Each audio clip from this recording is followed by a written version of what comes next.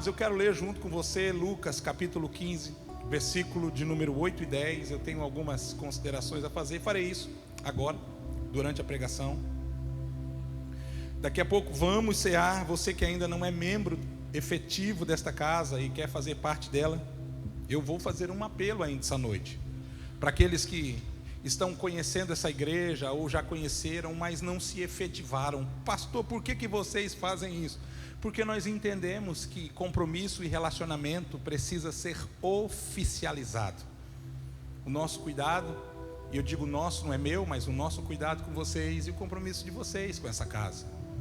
Assim nós como igreja caminhemos triunfando, conquistando e especialmente vivendo as coisas que o Senhor tem reservado e guardado para nós. O que eu amo, ou uma das coisas que eu amo muito aqui, e não vivi isso o tempo todo, aprendi neste lugar, que por mais que o pastor cuide da igreja, e cuidar da igreja não é fácil. Por quê? Porque é um dos poucos autorizados por Deus a fazer dos problemas dos outros os seus. Por exemplo, você tem os seus problemas, e cada um os seus, eu tenho de todos. Pelo menos quando chega até mim, eu levo a oração, apresento diante de Deus. Nem sempre sou o homem da solução. Tem coisas que são impossíveis. Se é para você, provavelmente também é para mim. Mas não sendo sempre o homem da solução, eu posso ser sempre o homem da oração. Então eu falo com quem resolve. Eu falo com quem paga no final da história a conta, com quem faz milagres. E o bom disso é que eu não vivo uma vida com Ele debaixo de grande frustração. Ele cuida, e cuida muito bem. Meu Deus do céu. Só precisamos entender de fato como Ele cuida. E é sobre esse tipo específico de cuidado e atuação de Deus em relação a você e eu que eu quero falar essa noite. Diz assim o texto, Lucas 15, capítulo 8 e 10, olha que legal. Diz: ou qual é a mulher que possuindo 10 dracmas e perdendo uma delas, olha aí, não acende uma lâmpada, varre a casa e procura atentamente, diligentemente, atentamente, até encontrá-la. Esta, quando a encontra, reúne as amigas e vizinhas e diz: venham, vai ter festa em casa hoje. Hoje é dia de celebração, venham comemorar comigo, venham se alegrar comigo, pois encontrei a minha moeda perdida. Até aqui, Luke, tá bom, obrigado. Esses dias têm sido dias muito desafiadores para todos. Eu sei que cada um tem os seus. Porém, como parte de tudo num todo, sendo efetivo e participante dessa casa, eu particularmente também tenho enfrentado alguns desafios. Alguns dos quais, sinceramente, eu pensei, por conta da falta de atuação de Deus nesse quesito, pensei que não enfrentaria mais. Nós temos aquela péssima tendência de nos estabelecermos e assim nos conformarmos a posições, situações, especialmente a lugares. Mas, como diz a irmã Janice, ela veio hoje, está por aí?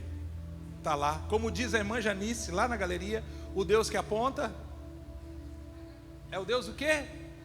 Que paga a conta. O Deus que aponta é o Deus que paga a conta.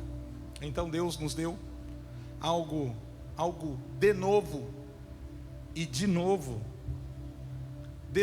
para a igreja e de novo para mim, que é a oportunidade de cuidar de mais uma casa tão especial, tão linda. Claro que no seu estado ainda de amadurecimento, no seu estado de inicial, que é a igreja ali em Barra Velha.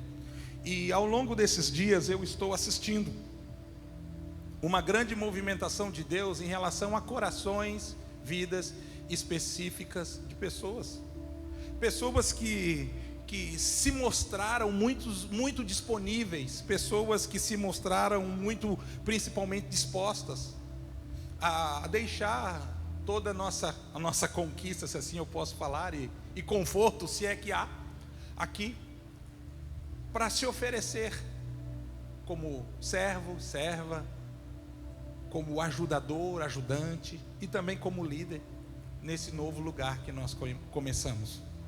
E eu sei que esse tempo é diferente de todos os outros, por quê? Porque ele mexe com aquilo que, pelo menos para alguns, e eu faço parte desse grupo, com a sua programação, com a sua agenda, com a sua rotina. Porque ele exige mais de você.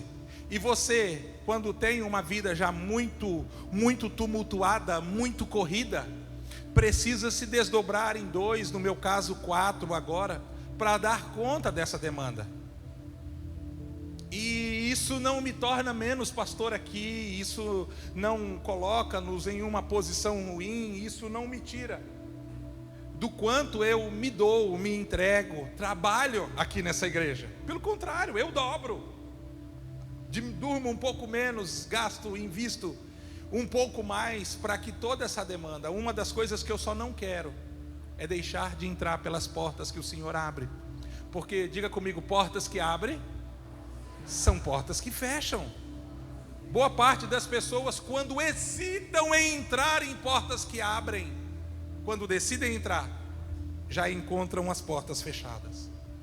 Há tempo determinado para todas as coisas, e se você não entra na porta que Deus abriu, no tempo que Deus abriu, o tempo da porta aberta simplesmente fecha. E quando você achar que é o seu tempo, já não é mais o tempo de Deus, então a porta que estava aberta, agora está fechada.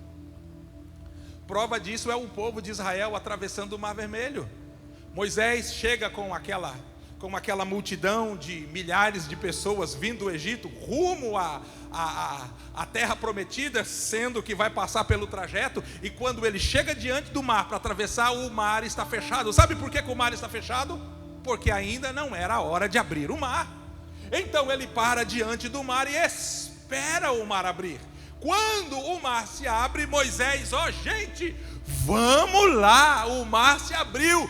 Bora, galera, hora de levantar a tenda, hora de mexer com toda a estrutura, bora de sair do comodismo e vamos atravessar. Eles atravessam o mar. Quando o faraó, junto com seus carros, cavalos e cavaleiros, entram, o mar se fecha. Por quê? Porque toda porta que se abre, fecha. E se ela se abre para você e outra pessoa tentar entrar, ela simplesmente vai fechar, para que aquelas pessoas que entraram ali não passem. Então eu entendi dessa maneira, sabendo que existe um mar de Piçarras em Barra Velha. Piçarras e Penha não, flui, vem, acontece.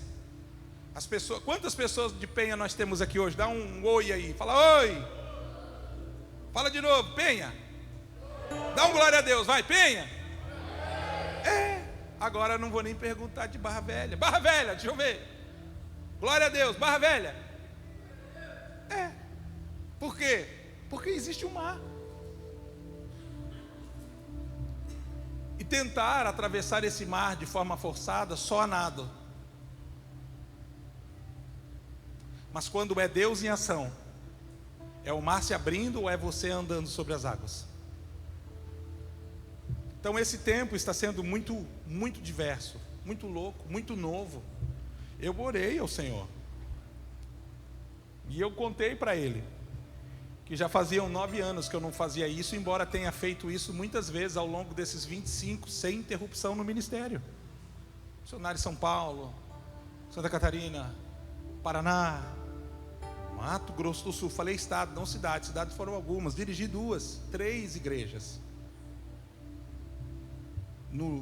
De um lado para o outro, algumas vezes de bicicleta, outras vezes de moto, morando dentro da igreja, morando distante da igreja, igreja na cidade, indo de a pé e andando quilômetros, e eram 12 para ir, e se eram 12 para ir, na volta parecia 100 para voltar. Fiz isso, eu morava em Fragosos, nome da cidade. Fragosos é uma cidade tão pequena, que Fragosos é uma cidade de primeira. Alguém conhece Fragosos? Deixa eu ver, conhece? Fragosos é uma cidade de primeira, colocou segunda, acabou a cidade. Só que a igreja que eu dirigia ficava lá na Oxford, em São Bento do Sul. E eu não tinha carro, eu não tinha moto, eu não tinha bicicleta. E não havia, no horário que eu necessitava, ônibus para ir para lá. Então eu botava a Bíblia debaixo do braço e sem desculpa, sem desculpa, sem dizer eu estou cansado. Claro, eu era muito jovem, sempre fui muito intenso, ainda sou. Essa semana, por exemplo, eu estou machucado, por conta da intensidade. Segunda-feira fui para a academia, minha esposa conseguiu me convencer, meu pastor também, para quem não sabe. Fiz 1 hora de pilates e eu achei assim, vou chegar lá, vou apavorar. Pilates, aquele monte de senhorinha lá, uma glória. Aí aquelas mulheres começaram a abrir o agasalho assim, eu falei, gente, é o Arnold Schwarzenegger, tudo grandona assim e tal. 1 hora de pilates, saí, fiz mais 1 hora de academia, e depois fui para o futebol ainda à noite com os meninos, jogar mais 1h30, ou seja, exagerei, excedi. Sempre para o mais e nunca para o menos. Graças a Deus por isso. Pegava a minha sandália, minha Bíblia e ia andando até chegar na igreja. E de noite voltava também. Ninguém trazia o pastor? Não. Por quê? Porque ninguém trazia. Porque não era tempo de ser carregado, não era tempo de ser considerado, não era tempo de ser lembrado, era tempo de fazer o que tinha que fazer, mesmo sabendo que algumas pessoas podiam ajudar e não estavam ajudando. Isso serve de desculpa para quem quer parar, para quem não quer fazer, para quem quer facilitação, para quem quer comodidade. E olha, graças a Deus por aquele corpinho de 63 quilos que eu tinha. Irmão, eu engordei depois que vim para cá. Os irmãos depois do culto, vamos comer uma pizza, vamos comer um cachorro quente, vamos. Você vai engordando. Então eu estou vivendo isso e estou muito feliz com as pessoas que Deus está levantando lá. Líderes estão surgindo, já. Líder da diaconia, levantando um ministério louvor. Hoje foi meu Deus, tão especial e imponente e ungido e importante quanto foi aqui. Ministério louvor. Pessoas aparecendo, e pastor, eu estou aqui, eu vim para ajudar, eu vim para servir. Alguns eu tenho que mandar voltar para cá, porque nós não vamos desmanchar o que já está consolidado. Nós estamos gerando algo lá, tendo por base algo que foi gerado aqui. Nós não vamos encerrar nada, por favor. Eu vou congregar lá. Olha, faça uma avaliação para que você não se frustre em meio a essa situação. Por quê? Porque o pastor daqui tem 9 anos cuidando dessa igreja, e o pastor de lá hoje celebrou o primeiro culto. Então o cuidado, irmão, é diferente. Não é melhor, só é diferente por conta de fases, maturidades. A ministração e a fala é diferente. Lá eu não posso xingar ninguém ainda. Eu não sei o que eu posso xingar. Lá eu não posso brigar com as pessoas, porque eu não sei como que elas vão reagir. Eu preciso conhecê-las. Aqui eu já sei com quem eu posso, com quem eu não posso, e quem eu não sei, quem eu posso. Eu fico meio assim até esperar para descobrir. Então, se você for lá, você vai pegar uma igreja, vivendo dentro da minha experiência, os seus primeiros passos. Mas o pastor já pregou isso. Mas isso é muito básico. Claro que é. O povo lá não tem 9 anos de ministração como o pessoal daqui. Então a alimentação, o cuidado é muito diferente. E é claro que eu estou lá, estou lá para cuidar das pessoas de lá. Quando estou aqui, para cuidar das pessoas daqui. Então, dependendo da condição e situação, me deixa te cuidar aqui. Porque se eu fizer isso lá, eu não vou cuidar das pessoas de lá. Você está entendendo o quanto é complexo e ao mesmo tempo importante? E isso só é possível por conta da maturidade que nós estamos caminhando. Gente, são 9 anos de MFA em Pissarras. Está na hora. Está na hora. Está na hora. Está na hora. Está na hora de nós gerarmos, de nós darmos ainda mais frutos. Eu acho que assim, já demos os 30%. Quem sabe os 60%, mas a meta é os 100%. 30, 60 e 100. Por isso tendo como base nisso, esses próximos dias, algumas coisas muito loucas e muito novas estão acontecendo. Porque como igreja, o propósito nunca foi entrar dentro de 4 paredes pretas e ficar bitolado, escondido. É claro que todo avanço dentro desse processo vai exigir que nós tenhamos maturidade mínima necessária para a próxima fase. Nós estamos entrando nela. Sexta-feira agora, por exemplo, oficialmente começou-se a célula ali no bairro São Cristóvão, em Penha, através dos irmãos já experientes de longa data com isso, que é o irmão Gerry e a irmã Renata. Eles conseguem reunir 30, 40 pessoas numa casa, dar café, dar cuidado, dar conselho, e ajuntar esse povo todo e trazer para a igreja que estão aqui. Só o pessoal da célula ali, deixa eu ver, dá um glória aí. Isso aí, estão ali. Você está entendendo?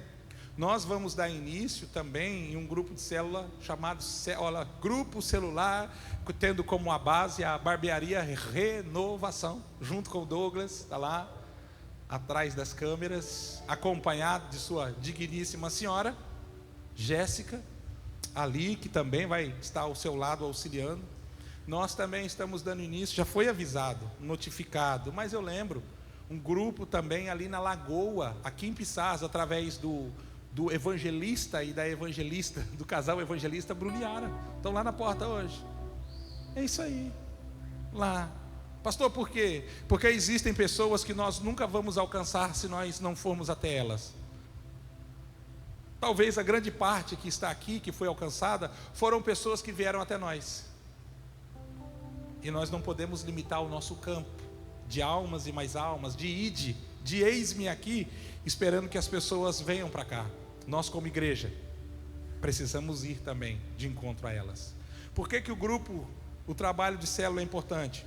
Justamente por conta da quantidade de pessoas afastadas que existem hoje e não alcançadas também.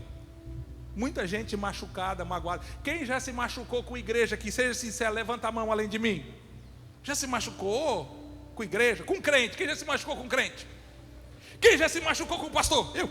Quem já se machucou com o pastor? Deixa eu ver. Seja sincero. Não foi eu, né?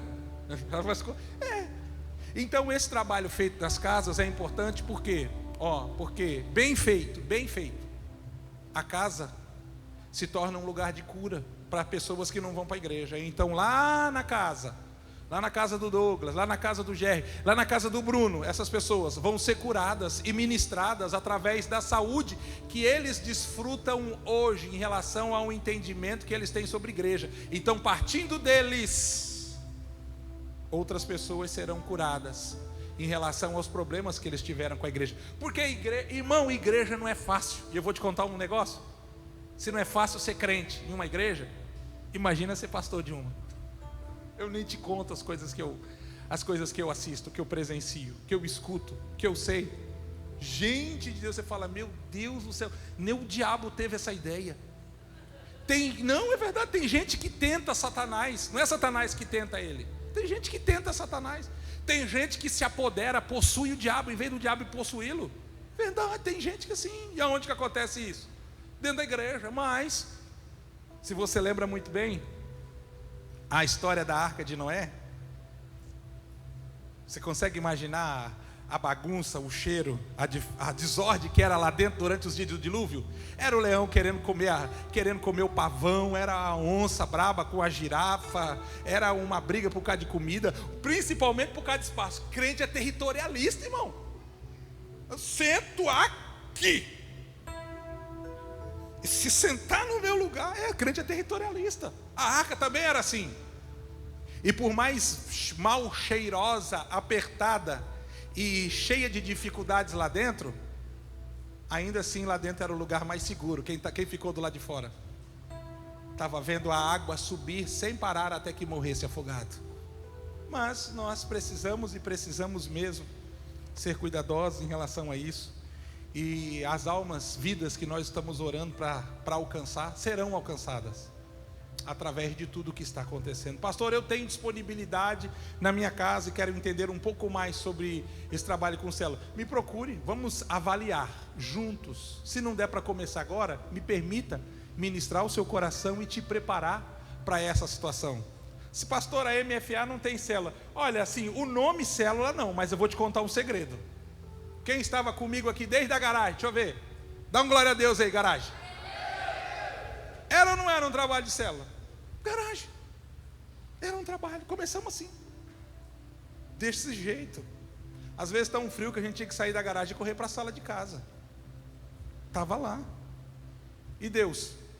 Deus trouxe multiplicação. Por que o pastor está falando isso? Porque aproveitando o ensejo, preciso dizer que está dentro da ministração. O texto que nós lemos essa noite arremete exatamente a alguns pontos muito interessantes como esse. Porque nesse primeiro momento de atuação divina, Deus vai fazer algumas coisas das quais, por mais que nós tenhamos conhecimento, intimidade e principalmente relacionamento. Coloca para mim, Luke, por favor. Olha o que vai acontecer. Não, aquele exato, isso aí. Olha aqui. Primeiro ponto que eu quero destacar essa noite. Quando fala-se de atuação e manifestação da mão de Deus, eu vou descer hoje lá embaixo. Quando fala-se de atuação e manifestação da mão de Deus, nós precisamos saber como é toda a movimentação. E uma das coisas que eu aprendi ao longo da vida é muito interessante. Deus se preocupa mais do para quê do que o porquê. E nós gostamos muito de satisfação, especialmente de explicação. E temos uma grande dificuldade de lidar com aquilo que não entendemos, porque nós operamos sobre a ação do raciocínio lógico. Então, se eu não entendo, eu hesito.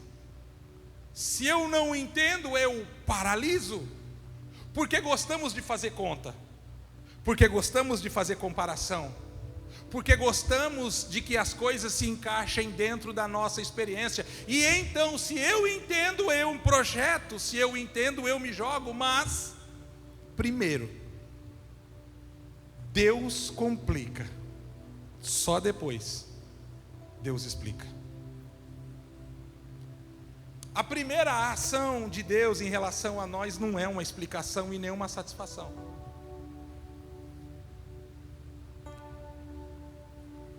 É tão complexo, bem elaborado, existe uma logística assim, tão impossível de entender, porque é meio Deus vai na frente, abrindo o caminho, quebrando as correntes, tirando os espinhos. Deus faz o pneu da bicicleta furar e te faz parar, porque uma pessoa amarrou o cardaço. Aí você está indo assim, algo acontece, se atrasa 15 segundos. Aí quando você está indo, lá o sinal está fechado. Aí daqui a pouco, quando você vê, tudo cooperou. E você nem percebeu, nem se deu conta de que cada detalhe daquilo que aconteceu tinha a mão de Deus. Eu sei essa noite que eu estou falando com pessoas que estão vivendo assim, talvez o período mais louco, mas sem resposta, sem entendimento. Eu sei que eu estou falando essa noite para pessoas que assim, Senhor, por quê? Senhor, por quê? Senhor, por quê? E sabe Deus, ó,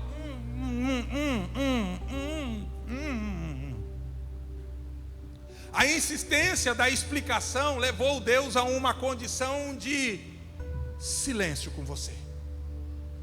Quanto mais você insiste querendo explicação, mais silêncio Deus faz. Porque antes de Deus fazer, Deus vai te colocar numa condição que você simplesmente precisa aprender a confiar. Então a pergunta a se fazer nesse momento não é: por que me sobreveio todo esse mal? Por que a casa caiu? Por que eu estou passando por uma enfermidade? Por que eu estou enfrentando uma crise? Por que eu estou passando por um problema no casamento? Por que eu estou passando por um problema financeiro? Não é para por quê, é para quê? Para quê? Eu acho tão interessante dentro desse aspecto, é a própria palavra de Jesus para Marta, especialmente para Maria. Ministrei agora recente. Ele disse assim, ó: para isso se manifestou o Filho de Deus, para que o nome do Senhor fosse glorificado. A morte dele, o Senhor Jesus vai narrando assim situações das quais nós não atentamos, porque nós queremos resposta. A razão dessa explicação dentro dessa questão está dentro do texto que nós lemos. Ela tem 10 dracmas, ou melhor, tinha 10. E ela vai fazer a contabilidade das 10 E ela chega à conclusão que só tem 9. No primeiro momento talvez pareça muito satisfatório quem tem 10, agora tem 9, de 9 para 10 só falta 1, então 1 a mais, 1 a menos. O problema é que é um conjunto, é um número pleno, completo, perfeito, da qual não há o mesmo sentido 9, se só é pleno, completo, perfeito quando tem 10. Então ela se dá conta de que 9 não é 10, nesse quesito não. 9 não é nada comparado a 10 nesse quesito. E ela, diz a Bíblia, que coloca o seu coração a uma aplicação para buscar diligentemente, com atenção. Ela coloca no seu coração a ação de colocar o seu coração em uma busca, até que aquilo que é precioso, importante, aquilo que é diferente, aquilo que é especial, aquilo que é sua característica, aquilo que é sua identidade seja encontrada.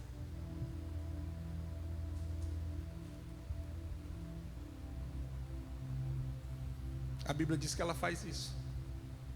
E é tão interessante como nesse processo acontece para que isso seja feito. Por quê?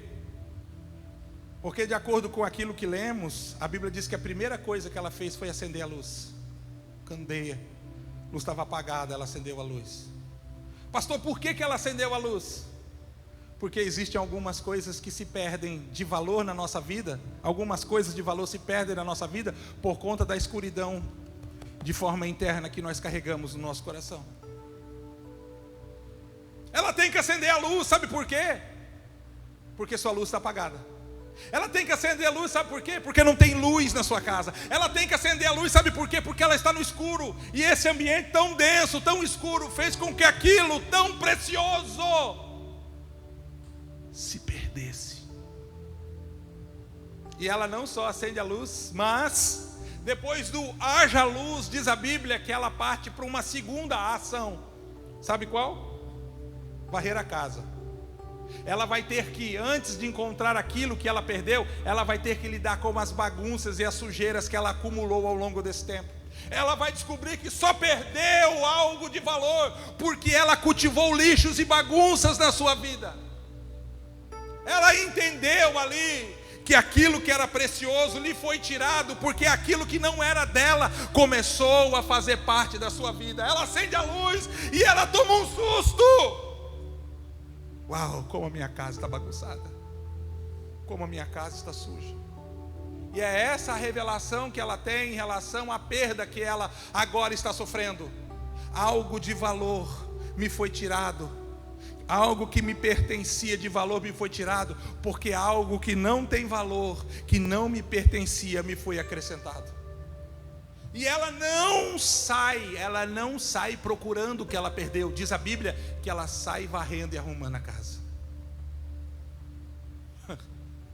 Enquanto a casa não estiver limpa, enquanto a casa não estiver organizada, enquanto as coisas da casa não estiverem no seu lugar, enquanto a casa não estiver como que tem que estar, o que está perdido permanece, o que está escondido permanece, o que lhe foi tirado continua. Ela não está procurando a dracma, ela está organizando a casa. Pastor, por que você está falando isso? Porque nós, igreja, estamos vivendo isso nesses dias. Sujeiras, desordens, e eu estou falando no âmbito espiritual, estão tomando conta da vida de indivíduos a ponto de omitir, esconder, anular, cancelar, arrancar as dracmas, os talentos que Deus deu a eles. Você sabe que poderia ser melhor. Você sabe que poderia ser mais se você organizasse a casa. Algumas coisas lhe foi tirada, lhe foi roubada, porque as sujeiras, porque a bagunça começou a fazer parte de lugares que deveriam estar organizados e limpos.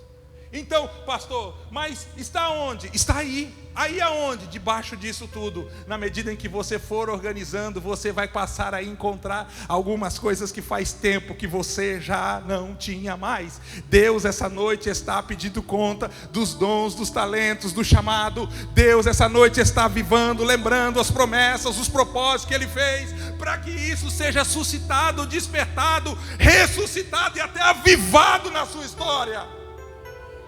É tempo de recuperar o perdido, de achar aquilo que é tão precioso e valioso, que por fim Deus nos deu, que faz na nossa história e vida toda a diferença. Se primeiro Deus complica, depois Deus explica, você precisa entender que antes de encontrar o que foi perdido, Deus vai revelar a bagunça que está. Deus vai revelar a bagunça que está. A primeira ação de Jesus quando entrou no templo, diz a Bíblia, foi botar para fora tudo aquilo que não deveria estar dentro. Foi remover aquilo que de forma sorrateira, como diz o Salmo 91, entrou. Estava lá os cambistas, estavam lá os ladrões, estavam lá os mercadores, estavam lá os negociadores, as pessoas que se prevaleciam e faziam da casa de Deus um lugar de lucro e negócio. Eles estavam lá. Quando Jesus chega lá, Jesus bota essa cambada para fora, e então Ele, Cristo, se manifesta dizendo: a minha casa será chamada casa de oração. A minha casa será chamada casa de oração, mas vocês a têm convertido em covis de ladrões. Ele diz: o propósito para o qual foi criado não está sendo, e o propósito para o qual está vivendo não foi o que foi criado. Vocês estão fazendo dela covil de ladrões, mas a minha casa deve ser uma casa de oração. Está muito pesado, irmão. Vamos ler o Salmo 23 então. Com Deus é assim, e infelizmente, para o nosso coração relutante, que busca facilitação, nós passamos por esse momento de aflição. Segundo cartaz, por favor, Lucas. Lucas. Olha aqui. Se o primeiro é Deus complica e depois explica, quando você acha que está bom, ali é só nível de satisfação. Fala, agora vem a mão do Senhor. Segundo, Deus quebra, depois conserta. Não tem remendo com Deus, irmão. Não tem remendo. Não tem uma tapeação. Tudo que Deus faz é tão precioso e caro que não precisa assim ser feito com gambiarra. Se rachou o vaso, se rachou o vaso. Por bondade, Luke. Jeremias 18:4. Deixa ali. Se rachou o vaso, Ele não vai remendar. Ele não vai passar uma argamassa. Ele não vai passar uma cera.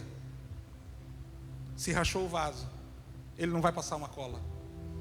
Se rachou o vaso, como o vaso que ele fazia de barro, que se quebrou na mão dele, na mão do oleiro, tornou dele a fazer outro. Não era o mesmo. A matéria-prima é a mesma, o indivíduo é o mesmo, mas o vaso não é. A essência, a pessoa é, mas o vaso não é. Não teve remendo, não teve conserto. Ele quebrou o vaso, e daquele vaso rachado ele fez um vaso novo. Talvez esse seja o processo do qual nós somos relutantes e de certa forma resistentes em relação a esse tipo de ação, porque nós, eu vou dizer de novo, buscamos facilitação, mas algumas coisas não tem como continuar como estão. Deus vai te fazer voltar ao início. Deus vai te levar ao primeiro estado, aquele do qual antes de ser vaso, porque era vaso, mas rachou, era vaso, mas quebrou, era vaso, sim, era vaso, mas estava com defeito. Sabe o que Deus fez? Tudo de novo. Deus quebra. Bota o cartaz para mim. Deus quebra. Depois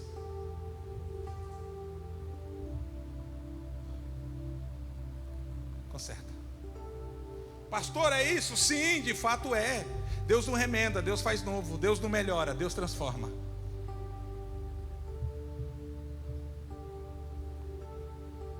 Em Deus não dá para ser diferente. Deus está lutando, tentando o tempo todo.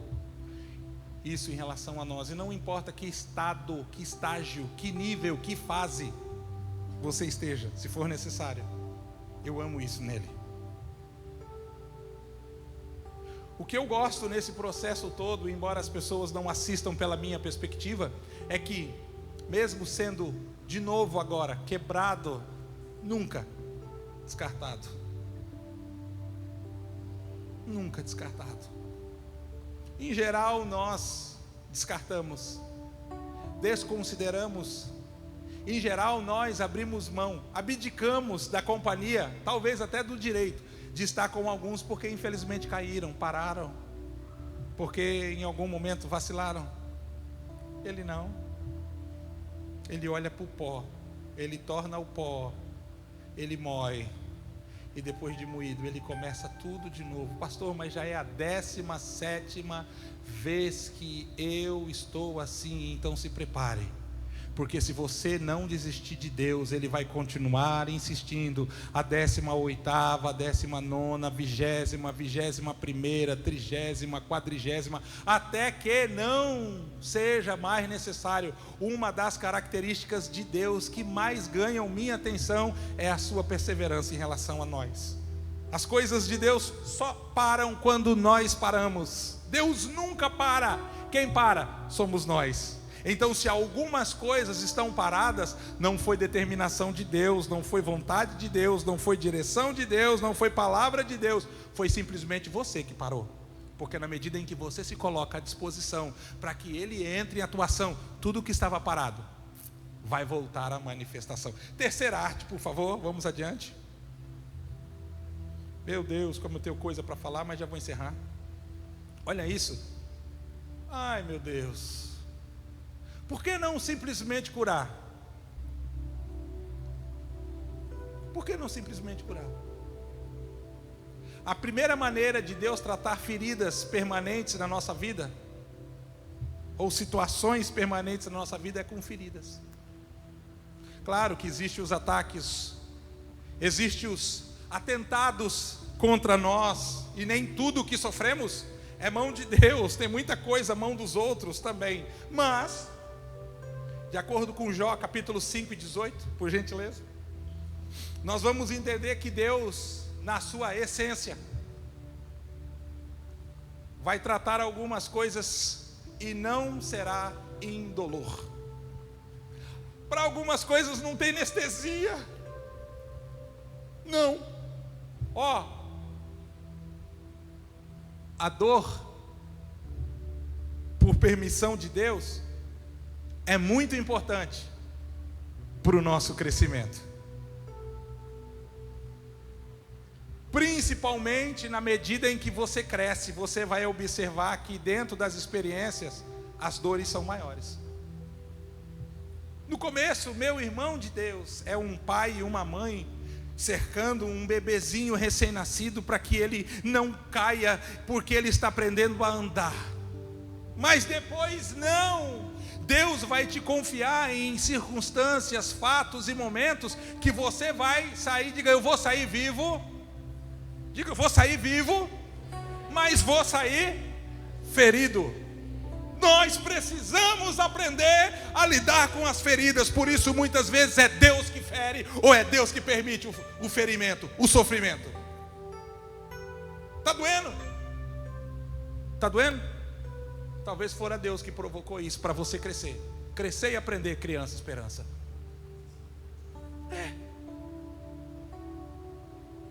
Ele disse que seria grande, mas não disse que seria fácil. Ele disse que faria grandes coisas, mas Ele também nos colocou dizendo assim, olha, eu vos envio como ovelhas para o meio de lobos. Meu Deus do céu.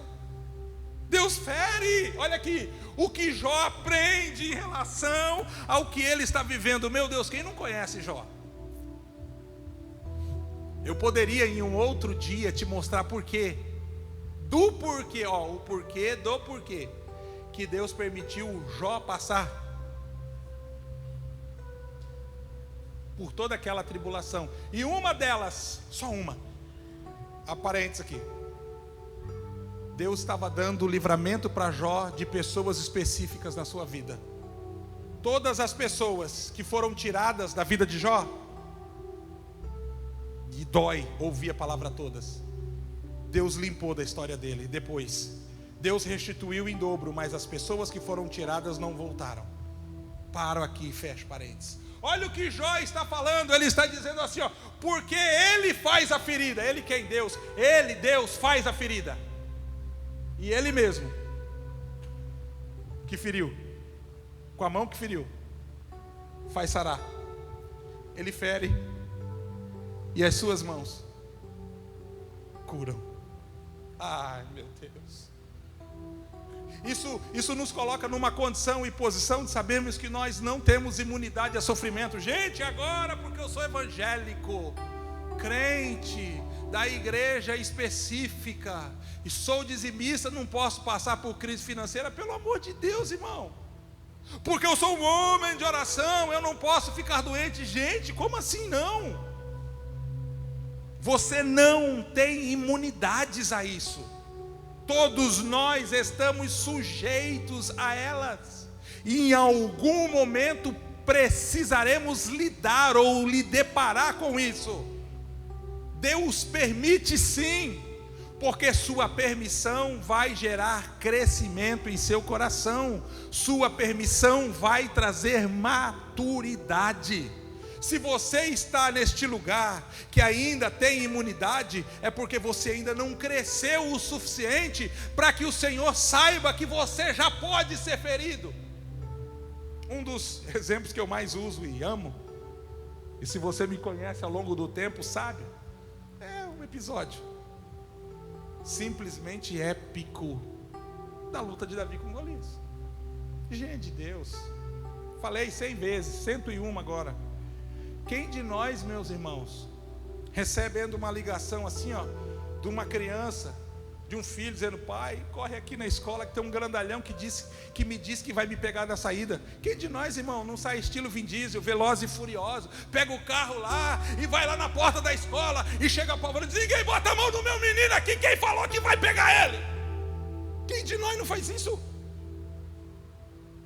Chega lá estilo Velozes e Furiosos lá: não, ninguém vai botar a mão no meu menino. Quem que é o grandalhão aqui que falou que vai? Meu Deus, pai é bravo, mas mãe é um bicho ruim.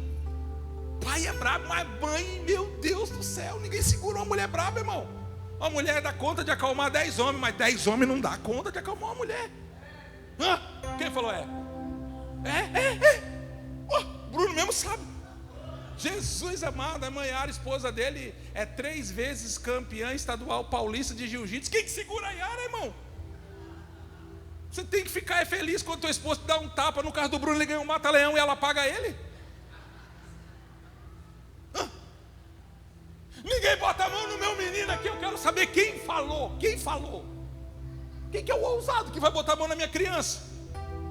Mas olha, bumbum que eu passei talquinho, pomada, ninguém bate não. Você não faria isso? Ser sincero. Mas Deus aquele dia não desceu para comprar a briga de Davi. Deus não desceu. Cadê Deus? Cadê Deus? Podia ele ter descido nas nuvens com um raio, irmão, com as suas miríades de anjos, chegar apavorando assim, ó, destruindo tudo. O quê? Davi é o segundo o meu coração. Esse aí é meu, eu peguei para mim. Esse é o adorador, esse gasta a vida na minha presença. Esse ninguém mexe. Deus não veio, Deus não desceu. Pelo contrário, a Bíblia diz que Davi vai para o rio, e lá no rio, meditando, ele pega 5 pedrinhas. Eu não sei como é que rolou, mas eu imagino. Sabe que Davi não orou? Falou: Deus, me meti na maior furada de toda a minha vida. Senhor, eu falei que eu dava conta e agora eu descobri que eu não dou. Eu pensei que era um gurizinho que nem eu, pai, mas é o campeão dos campeões, é o invicto. É o cara que tem o cinturão lá do campeonato lá, é o bichão da goiaba.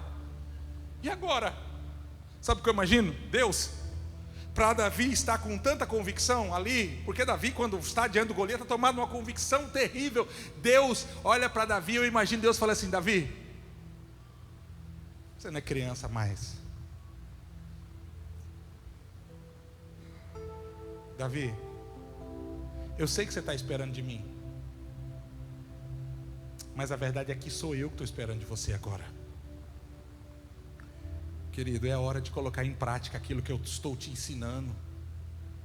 Quantas vezes eu te fiz rodar a funda e tirar pedra, rodar a funda e tirar pedra. É o coloca casaco, tira casaco, coloca casaco, tira casaco, coloca casaco. É no caso, Davi, tira casaco, coloca casaco, tira casaco. Davi, roda a funda, atira, mais para a esquerda, atira, foi demais, um pouquinho para a direita agora. Gente, se existe algo que é a atuação de Deus, a atuação de Deus está dentro da repetição. Deus tem todo o tempo do mundo para te ensinar 1000 vezes se for necessário. E se você não aprender, Ele ainda continua tendo toda a eternidade. Pena que a gente não tem para te ensinar de novo.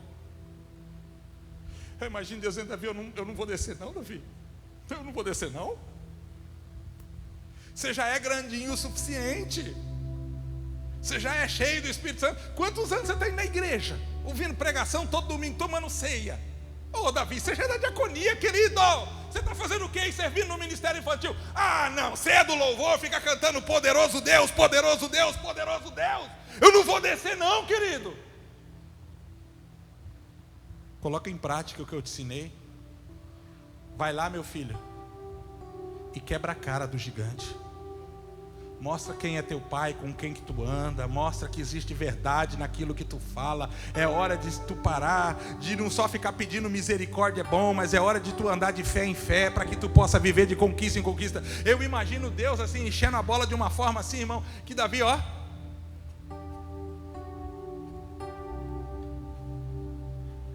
tá lá, ó, Davi, na pontinha do dedão. O gigante olha e diz assim: é épico, irmão, é engraçado mesmo. O gigante olha e diz: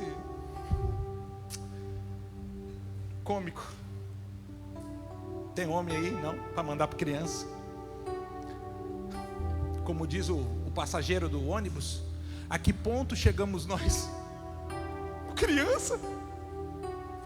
Por fora, irmão, a impressão é uma. Aí Davi estava muito bem acostumado a ser muito mal julgado por aquilo que ele aparentava. Mas Deus, de forma antecipada, disse lá na casa dele, o dia que ele foi ungido, que Deus não olha a aparência, Deus olha o coração. Essa semana eu disse para alguém que eu amo demais. Só disse porque eu ouvi de alguém que me ama muito. Deus não está procurando pessoas excepcionais. Deus está procurando pessoas constantes. Não é o quanto de talento você carrega, é bom, mas se você não tem capacidade de durabilidade, tudo isso acaba tão rápido. Ele vem de uma vez e como vem, vai. Não é o quanto você faz de forma explosiva, é a sua capacidade de continuar produzindo e fazendo ao longo do tempo. Eu sei, eu estou falando para pessoas que não sabem o que é ser mais do que 2 anos crente. Vive assim um ciclo de indas e vindas, de altos e baixos. Eu sei que para alguns talvez 1 mês seja um grande desafio. Eu sei. E é exatamente isso que Deus está suscitando, tentando produzir através desse processo tão doloroso, que é exatamente aqui, ó. Volta de novo lá para mim. Até esqueci onde é que eu estava. Deus fere, depois cura. Por que Deus fere? Para curar. Porque existe um tipo específico de saúde em nós, que só é produzido depois de uma ferida. Você tem que ser ferido para ser sarado, para ser curado. É por isso que Deus vai ver algumas feridas e vai enfiar o dedo para arrancar aquele tipo de consequência que causa aí. Por isso que Deus não tem, eu vou dizer, não, imunidade. Eu não aguento ouvir desaforo. Quanto mais você não aguenta ouvir desaforo, mais pessoas desaforadas vão aparecer diante de você. A gente atrai isso, gente. A gente atrai. Quanto mais orgulho você tem, mais com situações que exijam orgulho você vai ter que lidar. Deus fere, depois Ele cura, e depois de curado, você vai ver que aquilo que te feria já não causa tanto impacto, tanta dor e tanta ferida assim em você. Irmão, quando eu comecei o ministério, Deus me livre, mas tudo bem, me dá uma chance. Eu tinha 21 anos de idade. Meu Deus, 21, gente. Olha, hoje com 46 eu não congregaria naquela igreja comigo de 21. Eu sou sincero, eu fico pensando, olhando assim, eu falo, irmã Glória, por que Deus vai fazer isso com os outros? Pegar um moleque de 21, eu no meu caso, 21, e uma jovem mocinha, agora casada ali de 17. Vocês são missionários da igreja. Gente, parece assim que eu tinha entrado de gaiato no navio. Sabe quando assim, ó, as pessoas te empurram para um lugar assim, você não sabe como é que você chegou, quando você vê se ela está lá dentro? Eu estava dirigindo uma igreja, 21 anos, e minha esposa com 17. A minha esposa era tão nova convertida, mas tão nova convertida, que como missionária, primeiro batismo que eu fiz, eu falei, gente, vamos batizar a missionária? Depois a missionária me ajuda a batizar os irmãos. Olha que maravilha, mas só Deus. Aqueles dias nós vivemos uma experiência fantástica. 21 anos, nós ganhamos muitas pessoas que deixaram o candomblé e vieram para a igreja. Vieram para Cristo. Mas olha, era pai de santo, mãe de santo, filho de santo, vó de santo, era tudo quanto é tipo de santo. Meu Deus do céu. Não, e o pior de tudo eram os crentes, irmão. Os ex-macumbeiros não tinha problema, põe os crentes. Fala assim, ó, lá vai eu ia chamar de irmão pregador. Visualiza assim, calça social. Não tenho nada contra, de vez em quando eu uso, mas eu quero que você visualize a cena só. Primeiro, 63 quilos, 1,85 m. Eu não usava nem calça listrada, porque só, se fosse listrada ia caber só uma. Calça social, sandália franciscana, camisa social de manga curta, gravata, já parecia um Mormon, né? Gravata e um guarda-chuva desse tamanho assim, ó, daqueles com ponta. Eu usava aqui, ó, porque a gente evangelizava lá em São Paulo, Zona Norte, Brasilândia. Peguei o auge do PCC e da Rota, então tinha muito cachorro solto, e a gente usava o guarda-chuva para bater nos cachorros, que avançava e fechava as vielas. Então aqui, ó. Aí pegava o desodorante do crente, que é a Bíblia.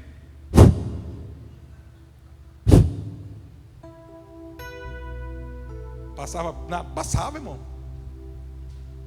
E não tinha conversa não. Era queima-roupa o evangelismo. Jesus te ama. O que você falou? Diz que Jesus te ama. Ah, ama o quê? Cala tua boca, atribulado. Escuta o que eu estou te falando. Mas dava certo. Não era o quanto de argumento eu apresentava para as pessoas, era o quanto de oração eu tinha feito antes de falar com elas. Vi gente se jogar no chão. Ai, meu Deus do céu. Fomos algumas vezes em situações de risco, de ir na boca de droga. Hoje chama biqueira, antigamente era outro nome lá, nem lembro qual mais. Como é que era mesmo? Era? Não, pode falar. Como é que era o nome? Fala. Antes de biqueira, como é que era o nome? Boca, na boca. Não na boca. Quantas vezes, algumas vezes fui lá pedir para traficante não matar jovem que tinha se convertido, que estava devendo. Nós não vamos te matar, mas seguinte, o dia que nós te pegar na rua aprontando, você já era. Enquanto você estiver na igreja, eu falei, não, isso não sai. Preocupa não, que se ele sair, quem vai te avisar sou eu. Eu te aviso se ele sair. Mas pensa os moços firmes. Sim, evangelizava na feirinha de armas, em uma escola onde eles... Isso eu estou falando em 2000, eles colocavam tudo assim, em cima do capô do carro, assim, para fazer negócio. Tinha tudo quanto é tipo de coisa, metralhadora, granada, aquele monte de coisa lá. Eu ia lá evangelizar, eu tinha passe livre. Chegou o irmão pregador. 7 horas da manhã, batendo palma na minha casa, minha esposa lembra. Ô, irmão pregador, sai para fora, mano, quero falar com você. Aí eu olhava e falava, vixe. Ele era responsável pelo extermínio de um grupo. Você não dá para cantar aquele hino de novo lá, o foi na cruz, 7 horas da manhã, eu assim, Ó, com cego andei e perdido vaguei. Ele aqui assim, ó.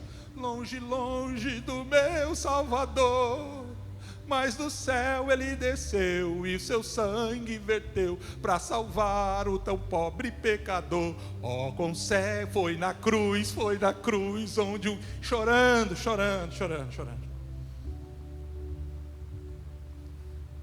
Deus quer te expor a situações que vão trazer experiência e vitórias na sua vida, desde que você não tenha medo de se machucar. Você vai sair arranhado, você vai sair ferido, você vai sair lanhado, mas você vai sair vivo, e muito mais forte do que você estava antes de ter passado por isso.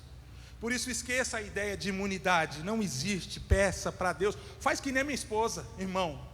Senhor, me dá paciência, porque se o Senhor me der força, ela olha para mim, me dá paciência, porque se o Senhor me der força, você está entendendo? Deus quer te dar algumas coisas que só vêm depois desse momento. Por isso Deus nos permite sermos colocados em situações que aparentemente são de perigos, das quais podem nos custar alguma coisa, mas você terá que suportar.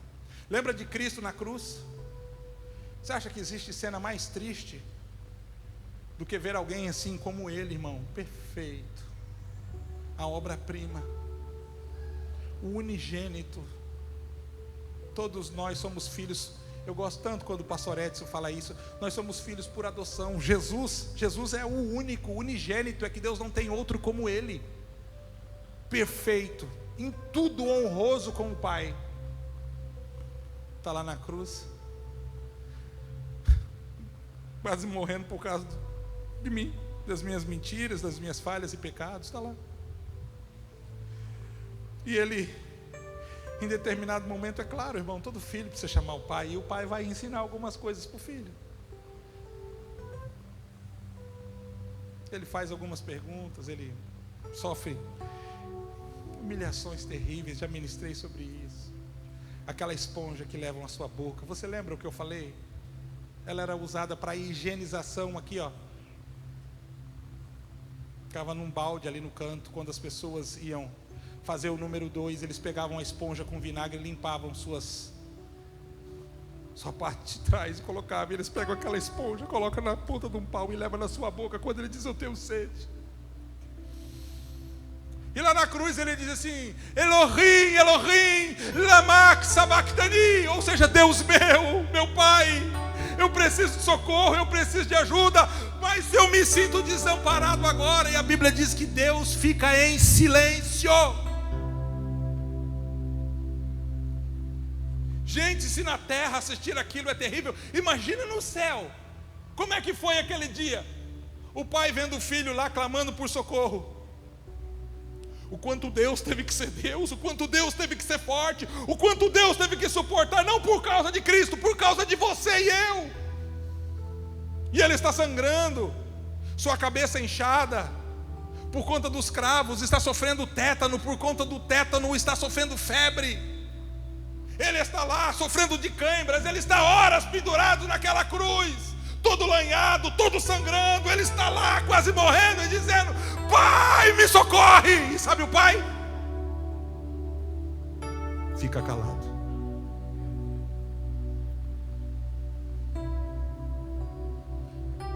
É isso aí que custa a cadeira que você está sentado. Não é R$69 na van, não. É o sangue de Jesus derramado na cruz. É isso aí que custa um lugar nessa casa. Não nestas casas chamada igreja. É isso daí. É sobre essa expectativa que Deus te salvou, acreditando que, tendo isso como base, você vai dar fruto, você vai fazer por merecer, você vai fazer jus, você vai ser recíproco. Eu não me entrego, eu não me jogo. Não, fica aí todo restrito, fica aí todo limitado, fica aí todo cheio de imposição. Mas ele não poupou nem o seu próprio filho por causa de você. E ele sim está lá pendurado na cruz, é Santa Ceia, está lá dizendo: Deus meu, me socorre. E o pai calado.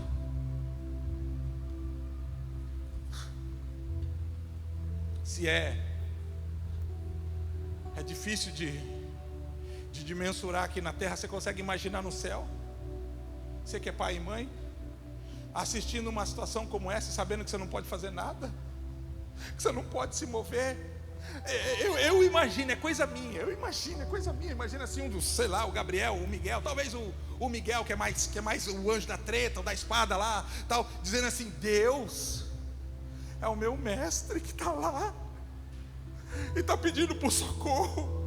Senhor, me deixa pegar aqui, ó, só os brabos aqui, ó, só os violentos aqui, Senhor, só esses daqui, o esquadrão de elite. Me deixa descer lá, Senhor, resgatar Jesus e destruir tudo. Se o Senhor me permitir, não vai sobrar nada. E Deus falando assim, ó, quieto. É necessário que ele sofra, é necessário que ele padeça. Diz a Bíblia assim: agradou Deus moê-lo, e ele não só morreu, mas da pior forma que havia naqueles dias, que era a morte de cruz.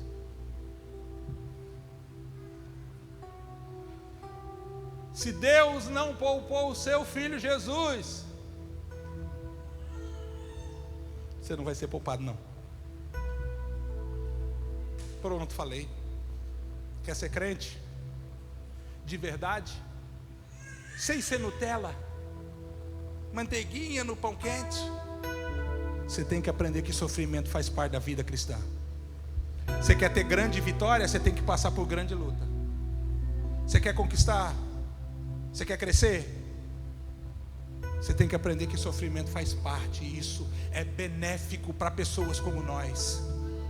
Porque é assim que Deus faz. Ai, pastor, eu achei que ele viria e colocaria a mão sobre a minha lepra e diria: lepra, sai. Mas o profeta diz: vai lá, ô leproso, no rio tomar banho, vai se lavar 7 vezes. Você tem que pular na água, subir o barranco, pular na água, subir o barranco.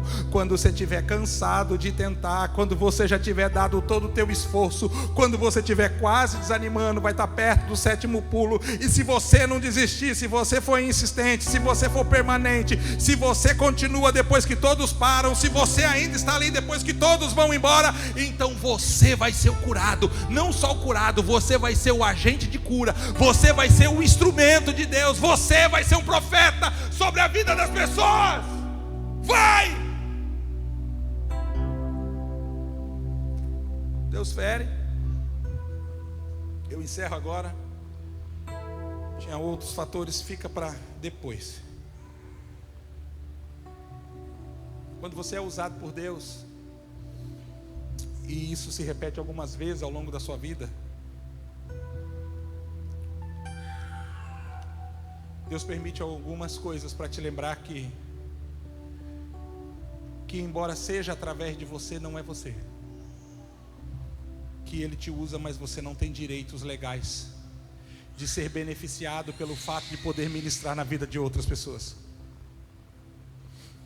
Ao longo desses anos eu vi Deus fazer coisas extraordinárias, e algumas delas aconteceram através da minha imposição de mãos. Não minhas mãos, mas como diz a Bíblia, imporão as mãos sobre os enfermos. Você entende? Eu vi, irmão. Talvez uma das mais insanas, absurdas, foi ver pessoas ressuscitarem, pessoas mortas. Tivemos a experiência de orar por uma criança que tinha ingerido veneno e estava morta, e nós oramos, a criança voltou. Tive experiências nesse aspecto de ver paralíticos levantarem, cegos, outras coisas mais, deixa para lá, não vou ficar falando. Mas eu, por exemplo, sou fruto de um grande milagre. Sou. Minha mãe, a testemunho aqui, com 6 meses de gravidez, pegou malária. E eu estou falando de malária há 46 anos atrás, e ela estava lá no Acre. Não, eu sou paranaense, mas casaram e foram para lá.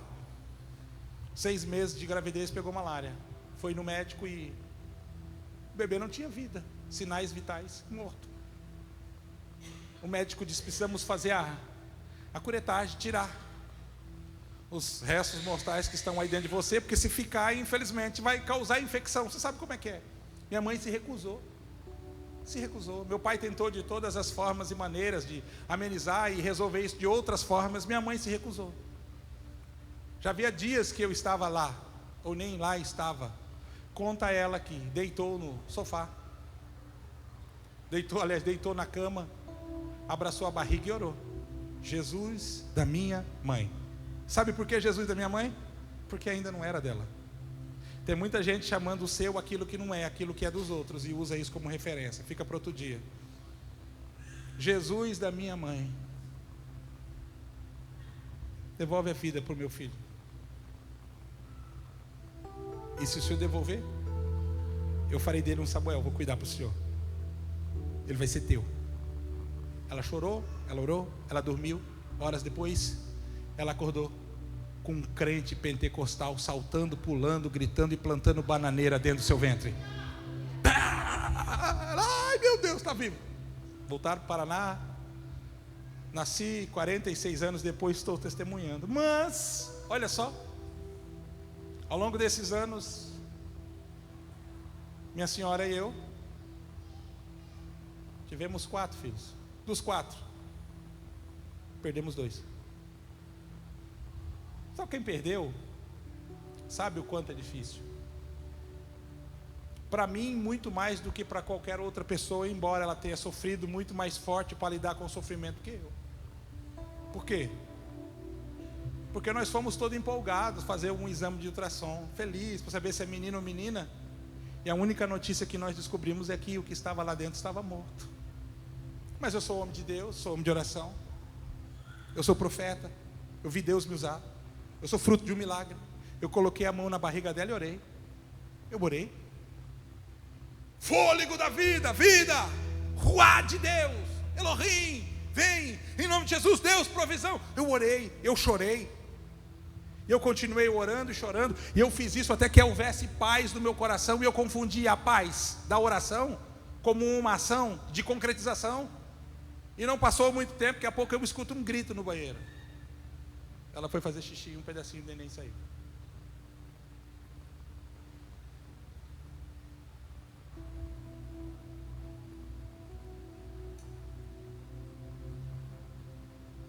Eu fiquei lá dentro sozinho.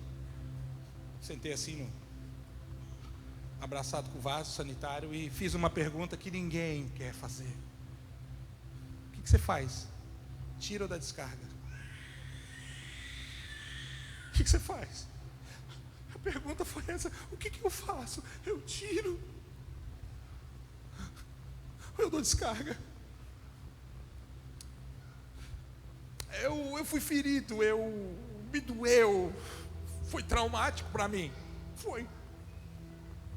Eu fiquei 1 ano doente, trabalhando, pregando, ensinando, ministrando, pastor, fazendo o que tinha que fazer. Não confundiam uma coisa com a outra, mas no meu momento de intimidade eu dizia: Deus, eu estou sendo agente de cura, mas eu estou doente.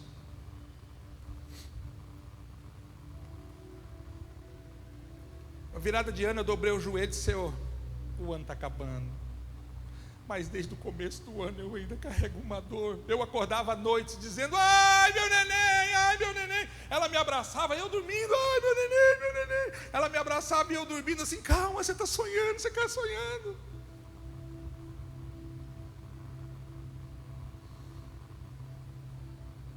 Eu me lembro o dia que a gente foi fazer a curetagem, e aquele dia eu precisava pregar na igreja. Tinha uma agenda. Foi ela, minha mãe e eu. Subimos até lá em cima, aqui em Itajaí, no Marieta, né? Deu 5h30, eu olhei no relógio, a enfermeira da curetagem ainda não tinha chegado e ela estava aguardando. Eu disse: mãe, a senhora fica com a Thaís? Por quê, filho? Eu tenho um compromisso, eu preciso ir para a igreja pregar para as pessoas. Ah, mas se você não for, todo mundo vai entender. Eu sei que vai, mas eu preciso ir, mãe. Eu preciso ir. Desci as escadas, não sei qual, mas em um andar específico, num degrau específico, aquilo caiu sobre mim como uma grande tristeza. Eu sentei no degrau e chorei assim copiosamente, minutos adentro. Levantei e fui naquele dia, preguei na nossa igreja, ainda era no bairro de Cordeiros, ministrei a palavra e terminei de pregar. Disse: irmãos, eu preciso de oração. Contei para a igreja, deixei o microfone, deitei na frente do altar, e o meu pastor foi lá e deitou comigo. Nós dois rolávamos assim, ó, chorando e gritando diante da igreja, nós dois. Aquele dia ele disse assim: Everton, Deus está te dando uma unção que hoje eu não posso te falar qual é, porque eu não sei. Deus está te dando uma unção.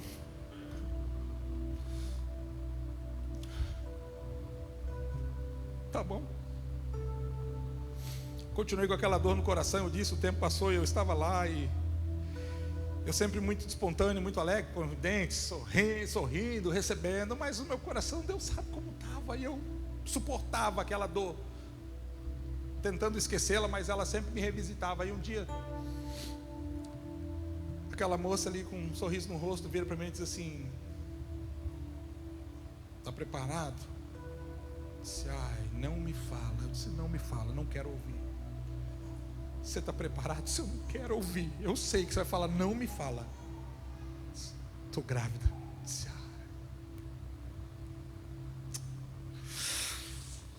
eu não fiquei feliz, porque a minha última experiência não era de alegria. E aquele dia Deus estava me ensinando algumas coisas. Uma delas é que nós precisamos saber que com Deus o choro pode durar uma noite, irmão, mas sempre vai haver uma alegria depois.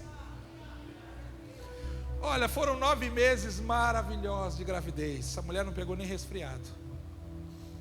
O dia de ganhar o neném, ela foi assim, ela disse assim: eu não sei, estou meio estranha assim, esquisita. Disse: vamos lá no hospital, todo mundo vai e volta, porque a gente também não pode ir e voltar, vamos lá. Chegou lá, a enfermeira, ela falou: nossa, você está em trabalho de parto. Quantas horas? 3 horas depois ela ganhou o neném, não fez nem força.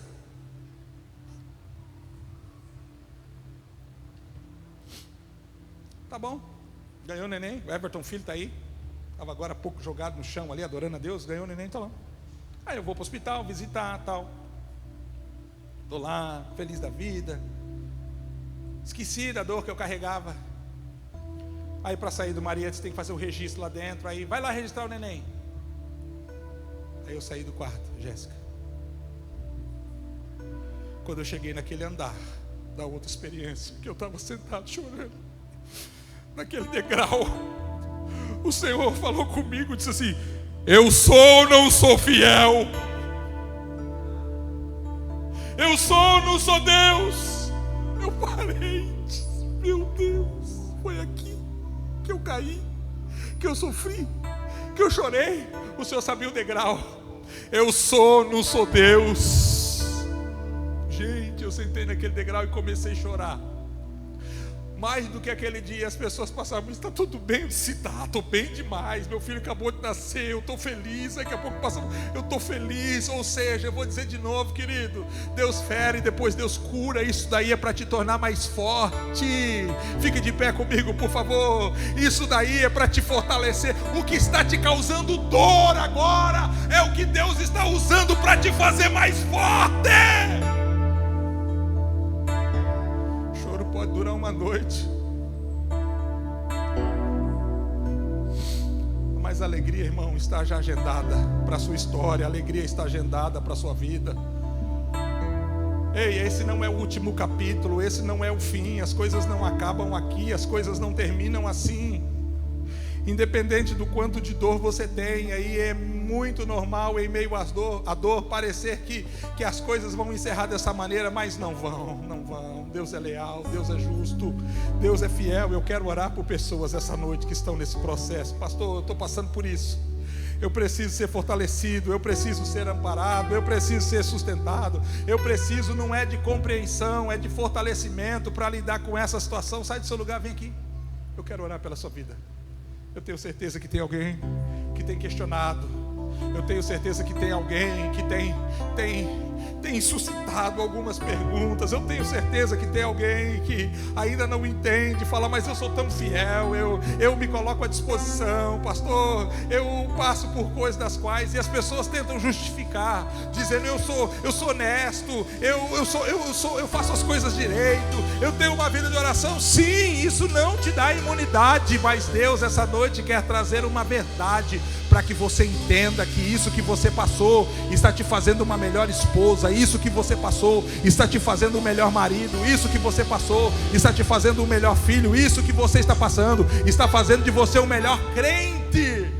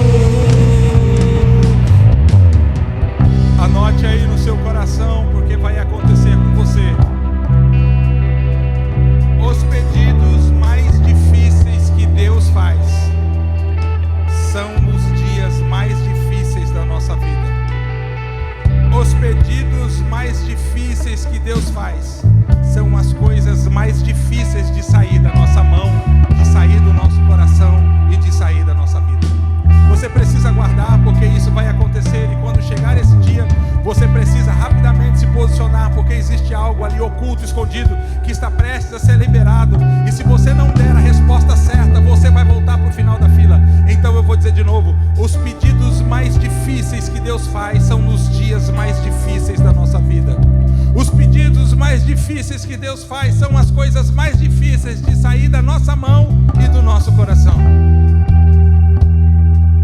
Pai, no nome de Jesus, briando-se e arribando que vesse anusa daqui mahai levante coecate ti dania mandurri di alendros te que para acontecer abandone quando esse derivava do nacai bem conte a seroderia laste amando ne cantoda. Bendito seja o teu nome por esta igreja. Bendito seja o teu nome pela vida dos teus filhos e por tua palavra. Nós te adoramos e te louvamos, crendo na sua boa mão e na sua